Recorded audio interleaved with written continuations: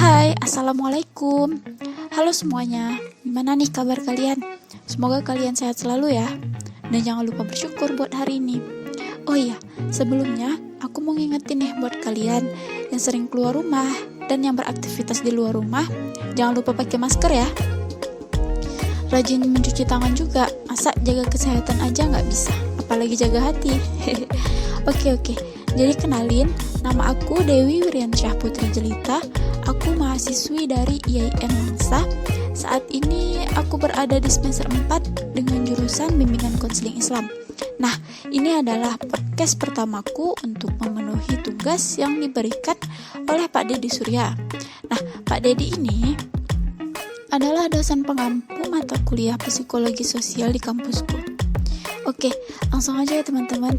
Pada podcast kali ini, aku akan membahas tentang bystander effect. Nah, apa itu bystander effect? Yang penasaran, ikuti terus podcastku kali ini, oke? Nah, jadi seperti ini teman-teman. Coba kalian bayangin ketika kalian berada di sebuah jalan raya yang cukup ramai, namun tiba-tiba ada seseorang yang jatuh di depan kalian. Nah, apakah kalian akan membantunya? Kemudian, coba bayangin lagi dalam keadaan dan situasi yang sama, namun kali ini cuman ada kalian dan orang yang jatuh tersebut. Maka, apakah kalian akan menolongnya? Nah, oke. Jadi begini teman-teman. Dari para pakar psikologi sosial menyatakan bahwa kemungkinan kita untuk menolong orang yang sedang kesusahan itu tergantung dengan berapa banyak orang yang berada di sekitar kita, teman-teman. Nah, kejadian seperti itu dinamakan dengan bystander effect tadi, yang dipopulerkan oleh Bibb Latané dan John Darley setelah adanya peristiwa yang dialami oleh Cathy Genovese pada tahun 1964. Nah, pada fenomena yang dimana semakin banyak jumlah orang yang ada atau saksi mata yang ada, maka akan semakin kecil kemungkinan orang-orang akan membantu orang yang sedang kesulitan itu. Nah, jika fenomena itu menjadi kerumunan yang besar, maka itu menjadikan individu tidak merasa bertanggung jawab. Mereka berpikir, ya udahlah, nanti juga ada orang yang ngurusin, kan di situ banyak orang. Jadi gitu ya teman-teman ya. Nah, John Darley dan Bibb Latané ini pernah melakukan penelitian dan menyatakan bahwa seseorang itu bertindak atau mencari bantuan itu bervariasi tergantung pada berapa banyak orang yang berada dalam ruangan itu. Nah, kemudian didukung lagi nih dengan eksperimen Bibb Latané sama si Rodin yang saat itu tahun 1969 menyatakan bahwa 70% orang akan membantu seorang wanita yang terkena kesusahan ketika mereka itu adalah satu-satunya saksi. Nah, tetapi cuman 40% jika di situ banyak orang yang melihatnya. Oke teman-teman, jadi di sini aku akan menceritakan bystander effect ini muncul itu karena apa dan disebabkan oleh apa.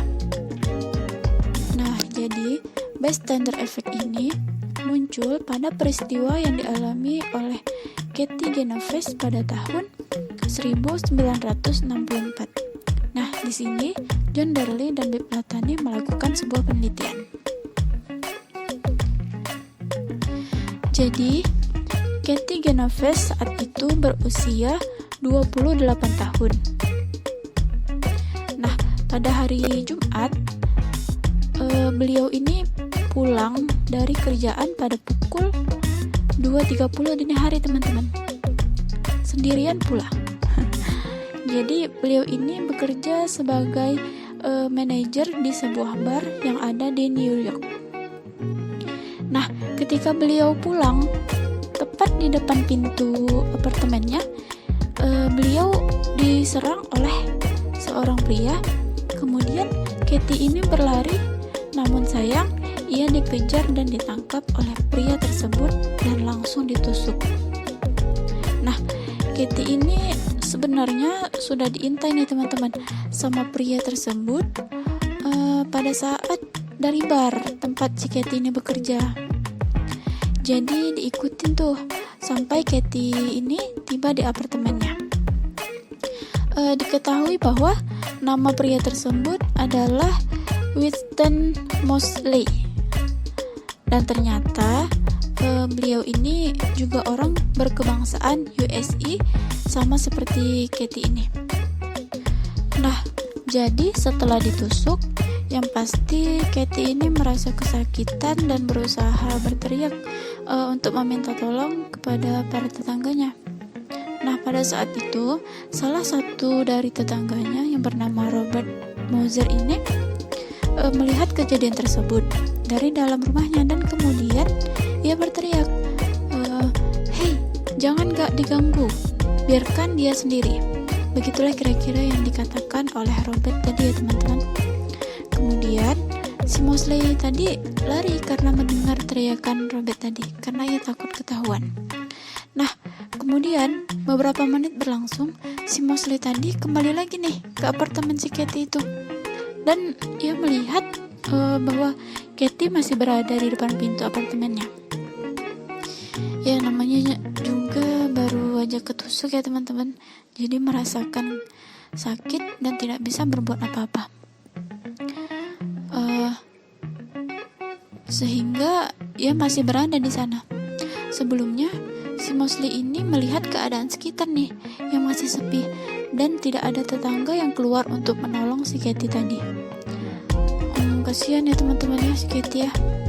Nah, setelah didatangi lagi oleh si Moseley ini, si Katie tadi diperkosa teman-teman dan ditusuk lagi nih.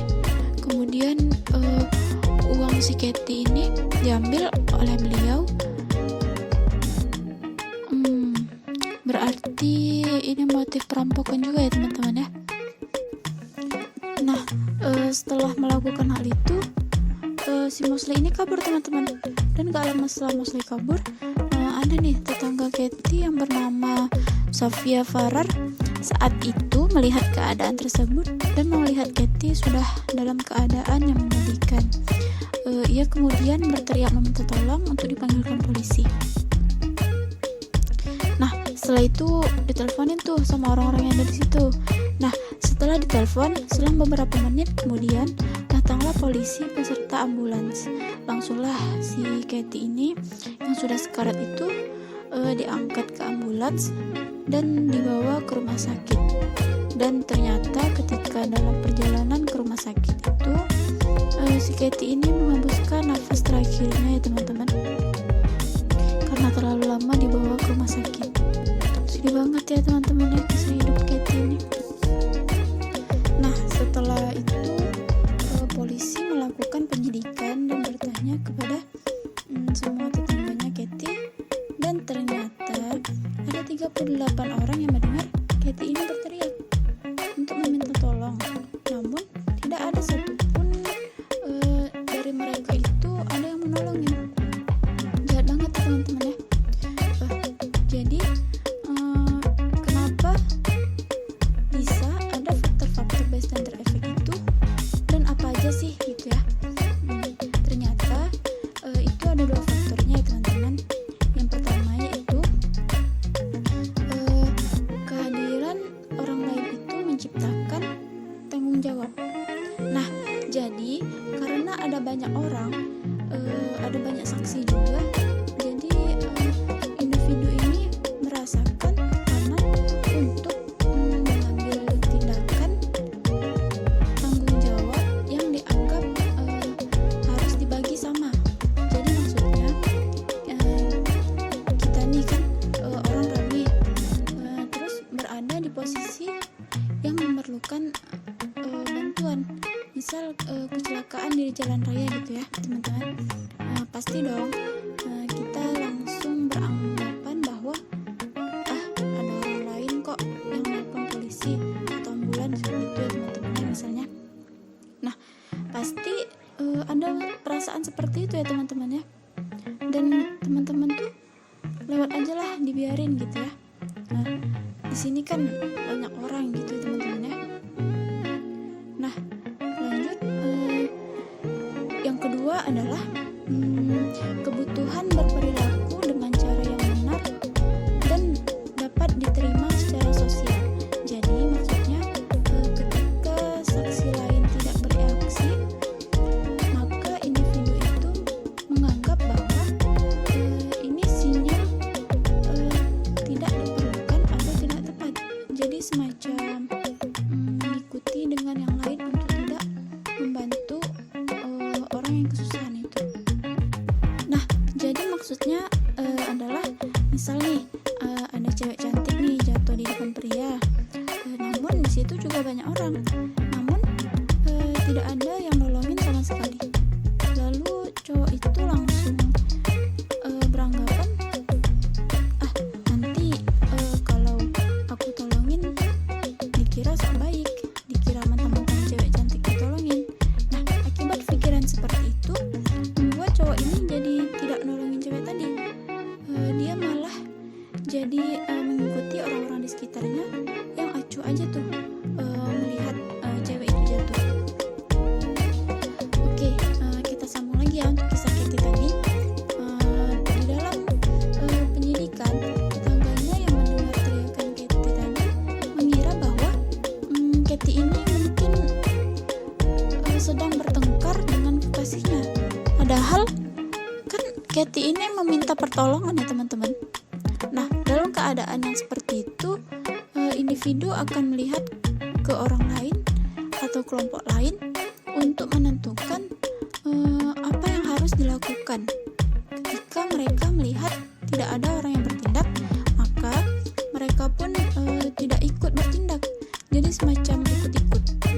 Nah, cukup bahaya bystander effect ini teman-teman.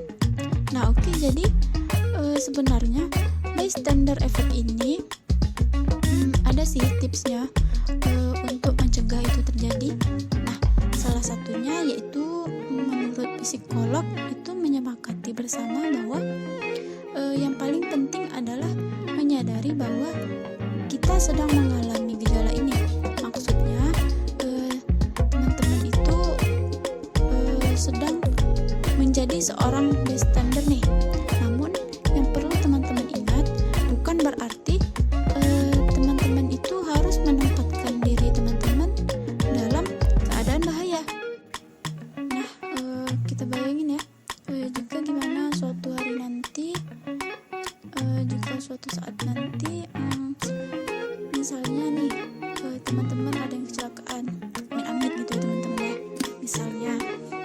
Nah, bagaimana kita mengatasi orang itu agar tidak menjadi bystander effect? Kan bahaya ya teman-teman kalau kita sudah menggap-menggap nih di jalan, terus nggak ada yang nolongin. Nah, kan bahaya teman-teman ya. Nah, di sini aku akan memberi tips nih agar kita ditolongin sama orang-orang yang di sana. Jadi kita memilih satu orang dalam kerumunan itu secara khusus. Nah, gitu deh teman-teman. Jadi kan kalau kita langsung memilih orangnya, maka orang itu akan sulit untuk menolak permintaan kita teman-teman. Nah, jadi begini ya teman-teman ya. Jadi intinya bystander effect ini jangan sampai kita menjadi tidak peduli dengan keadaan sekitar kita ya teman-teman. Kita jangan sampai menjadi salah satu dari bystander ini. Nah, kita harus menjadi lebih peduli terhadap sekitar kita, seperti itu teman-teman. Sebab kan manusia itu makhluk sosial yang tidak dapat hidup sendiri, pasti memerlukan bantuan orang lain. Begitu juga dengan kita teman-teman. Jika ada orang yang sedang membutuhkan pertolongan, maka kita harus menolongnya. Bagaimana jika itu yang terjadi terhadap kita? Nah, jadi seperti itu teman-teman ya. Oke, nah itu dia sekilas pembelajaran kita tentang bystander effect ini. Nah, semoga untuk kalian yang mendengarkan dapat menjadi wawasan ya teman-teman ya. Oke, segitu dulu ya podcast kali ini. Semoga bermanfaat. Sampai ketemu lagi di podcast selanjutnya teman-teman. Assalamualaikum warahmatullahi wabarakatuh.